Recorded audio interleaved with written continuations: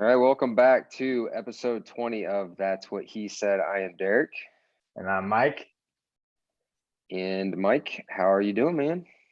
I'm doing great. Just got done with all the Halloween trick-or-treating things and ready for Christmas. Not gonna lie. I mean, 12:01 hit and I'm ready to get my tree up and get Christmas music going. I'm ready. Well, I know. Wait, so were you the guy that had all the Halloween stuff out, right? Uh, yeah. On your table, all the decorations. You went all out, right?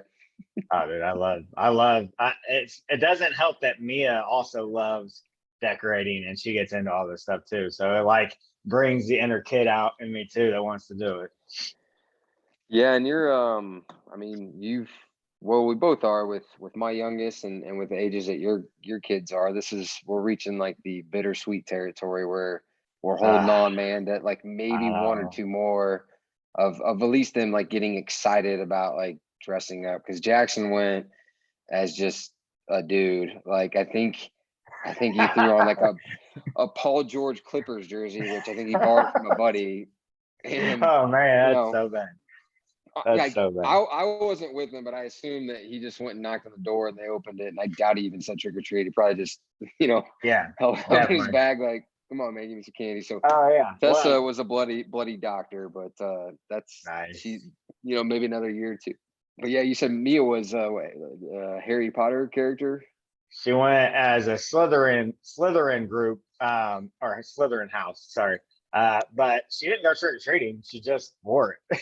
She didn't go trick or treating. And my son, who's 12, also didn't go trick or treating. He doesn't care at all about trick or treating, which I went till I was 16. I mean, I'm not gonna lie. Like I kept going. I was into it forever. Yeah. Um, but they don't seem to care, which, they get all the candy they want anyways. Well, my son also just got his bottom braces in, so he can't eat candy anyway. So he's just like, what's the point? Yeah. Well, it's probably for the best. I need to, Tessa needs to get some braces, and so maybe that'll curb some of her candy Oh, intake. yeah. But it's actually a good segue into our topic. So, 20 episodes in, we've kind of bounced all over the place, and we'll try and get maybe a little more structure going forward. But thought, for this one, we've talked about relationships, we've talked about post-divorce stuff, just a lot of different topics. And this one I want to just be specifically on some kid related things, especially with co-parenting. And so, um, I'll start. I want to get your thoughts. I don't want to try and make this more dramatic than it is, but my youngest is 11, and she is right in the midst of going through all of her, physical changes, and the hormones are going crazy, and, all that stuff. She's in sixth grade. It's kind of that age where, girls are trying to figure out what groups of friends they're going to hang out with and not hang out with. And, there can be some negative and mean spirited comments being said to each other. It's just a hard, awkward time for, that age Uh, group. And so, with that, um, it's just challenging, man. Like there's a lot of attitude, there's a lot of outside influences, there's just a variety of things going on. And so I'll dig into it, but empathize with me here a little bit, because I know you're going through it right now, or have gone through it with Mia, right? So yeah, no, definitely. Yeah, man. I mean, getting older, they deal with things. School kind of becomes, school and identity kind of becomes like their life, their world. Like their world before was just like us being kids. And, once they kind of get to a certain age, it kind of leaves to where, we all remember that age. Like everything feels like it's the end of the world, or it's like everything in your world, what they're going through. So, they act accordingly, which can be pretty extreme sometimes. And it's tough navigating as a parent in general, but it's even tougher to navigate as a, say single parent, but, single parent at your house, trying to figure out what they may need. You're not constantly communicating with their mother as much as you would if you guys were still together. So, you still have all that. So yeah, I mean, I definitely empathize with that. I mean, it's tough, especially when they get to that age where it's not just, oh, I hurt my knee and I need a Band-Aid. It's, this friend likes this guy and I kind of like him, and like, all these things are way Hmm. more involved, or or just personality in general. They're trying to figure out who they are, and they kind of change on you, and you're trying to figure out like what the best approach is to them. So yeah, man, I definitely empathize with you. Well, and all we can do is because you and I are in similar boats, all we can kind of do is just talk about this through, I guess, the lens of our perspective and and I guess more of our reality. And so as I was thinking about this, I kind of put it into like four buckets, and you touched on the top one. So I definitely don't want to downplay the fact that, like, if people have kids and they're together, it's a married couple, like that's tough enough as it is. Like, I mean, Yeah, you could be in an extremely healthy relationship where you're together, you're married or whatever, and that in itself is hard. So, but I would put that at the top. I would put the next layer of probably where we're at. So, we're single parents, but we have, by all comparison standards, a healthy co-parenting relationship. So I'd put that as number two. Number three, I would put as a single parent that is doing everything on their own. There's not even a yeah, sounding board for them to bounce like decisions on what they need to do off of, as far as like a parent. I'm sure they've got friends and family and all that stuff. And then the fourth one, which we've interviewed some people on the podcast before in the past, where there is a co-parent, but it's like ridiculously toxic. And so that whole, right, like, using your kid as a pawn, to kind of go back and forth, like, we don't have that. And so right. again, we can only talk about our experience, but I definitely empathize for the people that are like that, because some of the stories and some of the things I want to talk about on this one, like, I can't even imagine the additional layers of challenges that it would be to try and have these types of discussions with a co-parent that wants nothing more than just to see the worst of for you and probably ultimately the kid. So, like, I don't know what that looks like, but Yeah. um so with that, so I'll give a couple of examples. So um well, number one, let me ask you this: when your kids were a little bit younger, even at the age now, like, what's been your stance on, as they find new friends at school or extracurricular activities where they want to spend time outside of school, or more importantly, want to, like, spend the night at somebody's house? Like, what's your stance always been on that? I mean, I don't have an issue with it. I mean, I can only speak for how my kids are. So, I mean, like if my kids are getting good grades, which they are involved in school activities, which they are, and don't do it all the time where they're constantly wanting to be gone, like I think it's good to have some freedom away from your parents. I mean, I remember being a kid, and those were some of the most fun times as a kid. You kind of learn a lot about yourself at that time. And also, you can do things that are bad when you're at that time. But like I trust the kids, they haven't given me a reason not to now. So I'm all for that kind of stuff. Like I don't think there's anything wrong with that.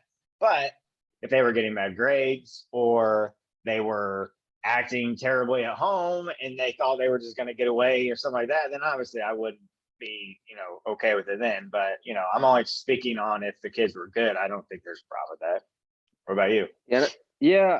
I mean, I agree, and I think, with my older two, it hasn't really been as big of an issue, but it seems like with Tess, she's easily influenced, and so Mm, there'll be a new group of friends or a okay. new person. She's like, "Hey, I'm gonna go say at Susie's house," making up an example, and it's like, "Well, Right. I don't know who Susie is," and like, well, I'll go and I'll try and have a chat with the mom or the dad or the parents or Oh whatever, and, like, yeah, just kind of definitely. Yeah. get a feel for it. But then, even in the matter of, like, one interaction, whether it's an evening or maybe a weekend, like, I'll catch Tessa coming back and, like, she'll want to change her style, the way she dresses, like, even the way she talks. Like, there's just Yeah. certain things I pick up. I'm like, well, literally 3 days ago, you weren't doing that. And Yeah. I would say there, I mean, in some instances it's fine, but there's been other instances where I'm like, well, I don't, you just picked up a characteristic or a trait that is not, at least in my opinion, a desirable one. And so, like I gotta, and so that's one example. I don't know if you ran into that at all over the years. I haven't I've ran into that where they changed their styles, but not because of anybody else yet. And that would be concerning as a parent, because my initial thought would be, oh man, like my kid is easily influenced by somebody else. But you can also look at it as my kid's trying to find their way, trying to figure out who they are. maybe they're just trying something, and they might say, you know what, I don't really like this, so I'm just going to go ahead and not do this anymore. So you can't assume immediately that that's what they're doing. But again, I understand, especially if you're saying it's something that you don't love. Um, it's something I got to think about. But I think about my parents, what they had to go through when they saw me, wearing bandanas and sideways hats and chains and earrings. I mean, like, they were probably thinking, "Oh my God," but they never once tried to tell me what to do. And I feel like I turned out okay. But Well, how as your kids have grown and started to evolve, like how open are they with you about just kind of what they're thinking about, whether it's the way that they dress or the new types of hobbies they want to get into, or anything new that all of a sudden you're like, well, you weren't doing that 2 weeks ago. Like, where did that come from? Like, do you feel right. like do you have to be the one that kind of prods them on that, or do you guys just kind of have that open enough dialogue that it's just natural of like, hey, like, Dad, I just got introduced to this and I think I'm gonna run with it, and just Yeah. want to let you know. So Mia, my daughter, she's really, really open with me with what she's thinking, how she's feeling, what she wants to wear, her styles. She's very comfortable talking to me. She honestly, I feel like, wants to hear my opinion. Like, I can see her when she asks me about something. When I give her approval, she just seems very like happy and like, okay, like, I feel good that you approve of this kind of stuff. So I honestly haven't had an issue with her yet. Now she's only 14. I know that's probably going to change. But so far with Mia, it's been like flawless. Chase, he's different only because he's a boy and he just doesn't care to talk about stuff like that. Now maybe I need to do a little bit better job of asking him. Like, I mean, up to about 6 months ago, this kid didn't even. I had to tell him he needed to shower. You know what I mean? Like, I was like, "Hey man, when's the last time you showered?" He's like, "Well, I don't know." I'm like, "Okay." Like, this needs to be an everyday thing. So now that's changed. He showers every day. He used to not care about his clothes. Now he at least wants them to match. So he's like, definitely getting that way. He hasn't really talked to me about a style or anything. Like, even his friends, he's not as open with. Like, I know a lot of Mia's friends. Chase doesn't really talk about his friends too often.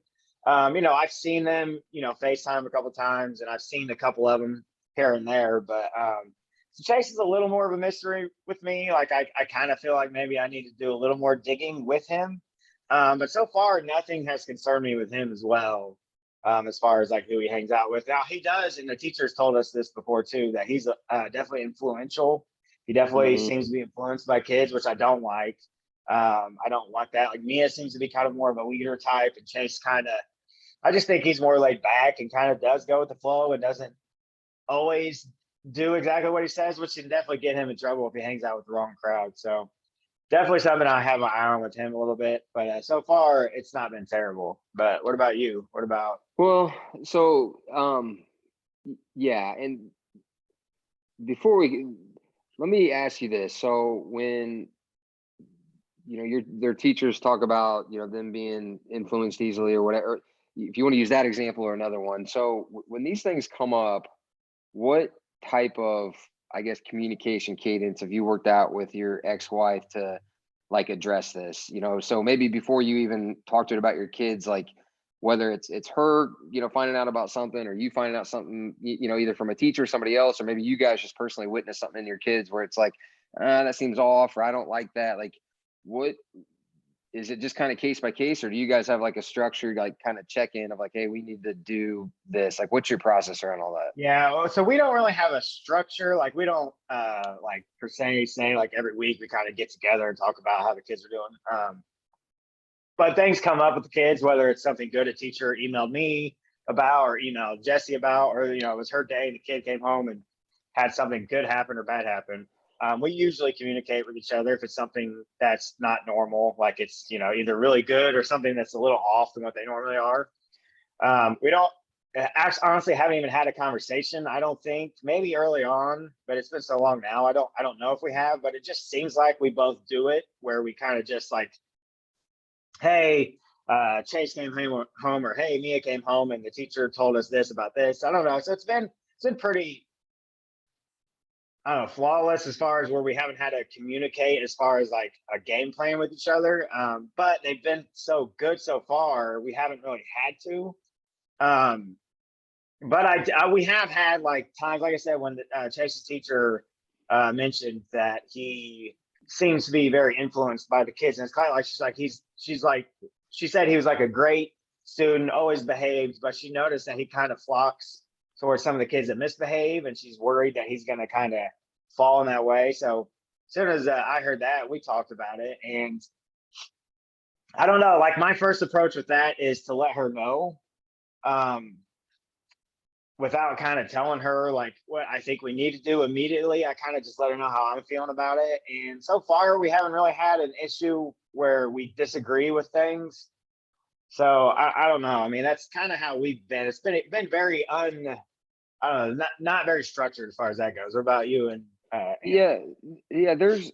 So I do feel like for the most part, kind of got lucky, I guess, with the older two, and it just seems like, especially here in the last, call it 3 to 6 months with Tess, like, whether it's because she's kind of going through her changes and hormones and all that, it just seems like there's been a lot of things, whether it's nighttime routine stuff, whether it's a perceived lack of disrespect to me on some disciplinary things. Like there's a handful of things, and I won't go through all of them, but I with her, like it's like, okay, I'm dealing with these all a certain way, the way that I feel is appropriate.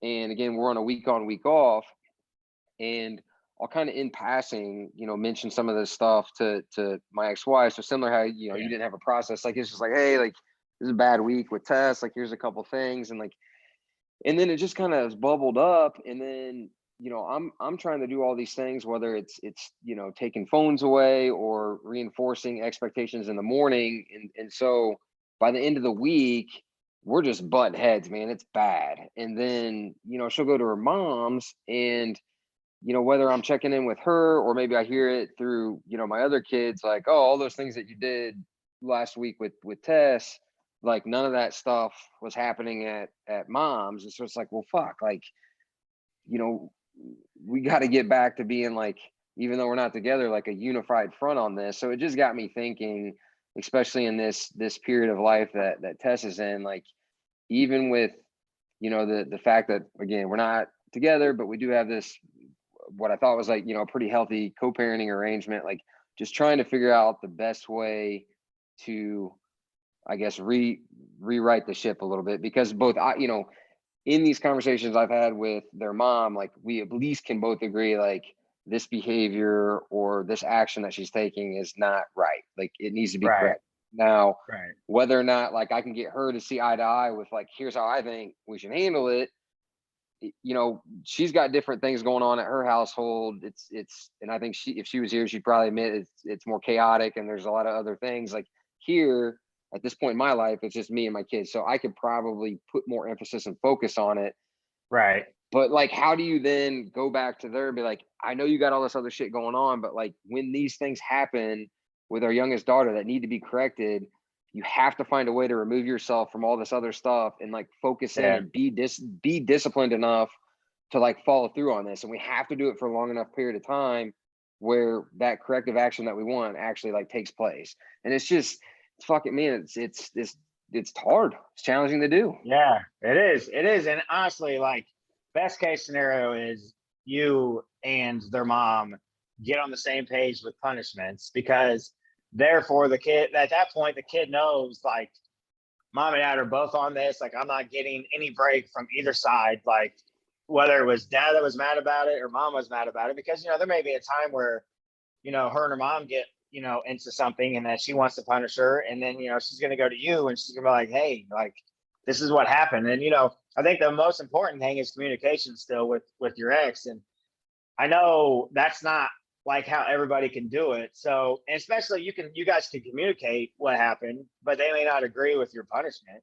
So it does get hard at that point. And I don't think there's any choice to have other than just keep your house the way you want it, and say, well, look, like, but not ever say it like, well, your mom doesn't, not, you know what I mean? Like you can't go against their mom if she's not doing the same punishment as you are, but you can still make sure you're like, well, in this house, you're going to be punished for the things that you did especially, because I feel like, you stepped out of bounds this or whatever your reason is.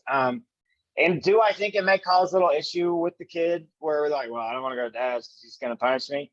Maybe, in the short term, I think it might, it might cause you a little more headache. But I think kids do like structure and consistency. So if you're consistent, just like any kid, I mean, if it's both of you, they may still be mad at you guys and think you're being unfair. And obviously as a kid, they're going to use, well, mom doesn't make me do it, like that kind of stuff, which, has happened before with me and the kids, like I said, but they haven't done anything too crazy. But, like we are different people and we do feel different ways. And if it's something that she doesn't feel is as big of a deal, I can only say my piece, but I can't, I can only hope that, as a co-parent, we kind of stick together, even if we're kind of thinking like the other one's being a little over the top. But, if you guys can't communicate it and work it out, but I do think that's like the first thing you need to do is like, let's say you had a couple days with her and she's been acting really terribly and you're dropping her off and you just, say, hey, like, this is what's been going on. Like, she's been talking back. She's been acting out. She's been doing things that are just like unacceptable, like just not being good. Like, I want you to know, like, that's what's happening. I don't know. You would hope, as a co-parent, you're like, oh, okay, well, I'll address that too and make sure that, she knows. So, but I don't know, man. I don't know what kind of back and forth you guys have with each other. Yeah, and that's, I mean, it's, I think for the first time since we got divorced, like it's to where it's, because they're kids. I mean, kids are gonna act up from time to time, Yeah. but like for the first time, in the 5.5 years that we've been divorced now, I think this is the first time where there's been enough of a trend for a period enough time that it's like, okay, there's now like an entrenched behavior that like needs to be corrected. Like, Yeah. I love my kids and all that stuff, and Well, I'm of course. probably making this out to be more dramatic than it is, but like I there's just some things that have raised concern, and so like some of those things that you mentioned are starting to happen where like there'll be 2 consecutive days where she probably feels like I'm coming down on her super hard. I'm taking stuff away. I'm setting limits, boundaries, all these things with her, and she's like, I don't like it here. I'm gonna go to mom's, and I'm like, you know, so talk to her about that. But like, I need to make sure if she, sneaks a phone call in or the next time that she is with her mom, that it's not going to be one of these like, come here, baby, like I'll make it all better. Like, once Yeah. so that's where here in the last week, like actually taking the time, not just in passing with the kids, like sitting down and be like, all right, like, here's some things that I've witnessed. Have you witnessed the same things? Yes, I have. Okay. So we both agree that there is a problem here. Yes. Okay. Do we both agree that it needs to be corrected? Yes. So like, as long as I can get her shaking her head that like we both see the same things and we both ultimately desire the same outcome, then it's like, okay, like, so we at least have a common goal in place now. Now we just got to figure out how to make it work. And so one of the things, and like, I am, man, I'm dorky about like the goals and writing this stuff down. I was like, all right, you pick Yeah. like, this is what I did. I was like, you pick 5 or 8 things that you've seen, like very tangible, specific behaviors that you think need to be addressed. I'll do the same thing. We're going to try and meet up this weekend, go through them, and then figure out like, one, when these happen, like what's the punishment or discipline or corrective action going to be? And two, once we get to that page, and this, I'd love to hear your thoughts on this. Like, we're trying to figure out, I don't know the best way to communicate this to Tess, because I think with what we're about to hit her with, she's never been like there's never been such a, I think, structured format of like, hey, like here's some things that are not great. Your mom's seeing them, I'm seeing them. We got to work together to work this out. But I'm going into this thinking that she's just going to feel attacked and she's going to internalize and like shut down and get resentful. And maybe she needs to do that. And that's part of her process, is like an 11-year-old that's going through puberty and hormones are crazy. And I'm sure I'm overthinking it to an extent, but I'm like, that's one of the things talking with my ex-wife. I'm like, all right, like once we get all this stuff mapped out and we agree, like, how do you ultimately now deliver that message the right way to her, and then do it in like a unified front? Right. Well, so have you told her that you're going to talk to her mom about her behavior yet, like beforehand? Have you said, Yes. Tessa, like, I'm telling your mom, like, what you've been doing, like, me and her are going to talk? Yes. Okay, so Yes. if you've done that, I don't think the attacked feeling she should have anymore, because she knows that you guys are her parents and that you guys are going to talk. You know, you don't live together, but you're still her parents and you guys both care about her. So you're going to talk about what you guys need to do to help her. So she may think they're unfair. She may think that you guys are being crazy, that you've never done this to Jackson or Haley or whatever.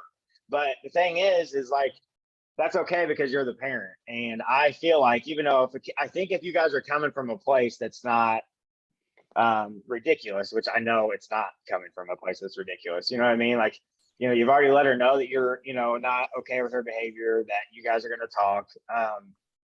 She may not like it because she's going to be called out. I mean, who likes being called out on their behavior? Nobody does. So, and she's young enough to where she could act out. I think if you guys are strong and consistent, I really don't think, I mean, you may get pushback, and I don't think, you know, any kid is not willing to push back if they can try. But if they see Hmm. that you guys are kind of like a united front and there's not anything they're going to do about it, I mean, I think eventually they're just going to accept it, even if it's begrudgingly. And then, you know, later they'll realize how much it helped them. But, you know, we all have kids. You never think parents are doing anything good for you. You just think they're there to punish you. So, I mean, you know what I mean? So it's kind of like one of those things. I think it's going to be fine, you know, but, you know, it may not be easy, but it's still going to be fine. Like, she Yeah. may act out.